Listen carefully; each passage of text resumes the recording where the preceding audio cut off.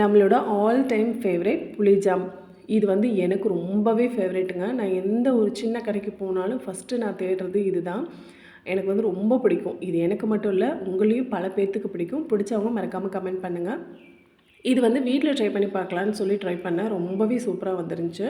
அதுக்கு வந்து குழந்தைங்க விளையாடுற பால் சைஸ் இருக்குது இல்லையா, அந்த சைஸில் புளியை எடுத்துக்கோங்க. அதை நல்லா ஊற வச்சுக்கோங்க. ஊற வச்சு அதோட எக்ஸ்ட்ராக்ட் தனியாக எடுத்து வச்சுருங்க. இனிப்புக்கு நான் தேவையான அளவு வெல்லம் ஆட் பண்ணியிருக்கேன். சுகர் வந்து நான் ஆட் பண்ணல. உங்களுக்கு வேணும்னா நீங்கள் சுகர் ஆட் பண்ணிக்கலாம். இது கூடவே கொஞ்சமாக பெருங்காயம் எல்லாத்தையும் போட்டு நல்லா கொதிக்க விடுங்க. இது கொஞ்சம் டைம் எடுக்கும். இந்த கன்சிஸ்டன்சிக்கு வரணும். நீங்கள் பார்க்கும்போதே தெரியும். இந்த கன்சிஸ்டன்சிக்கு வந்ததுக்கப்புறமா அடுப்பை ஆஃப் பண்ணிவிட்டு நீங்கள் வந்து தனியாக ஒரு பாத்திரத்தில் மாற்றி வச்சுருங்க.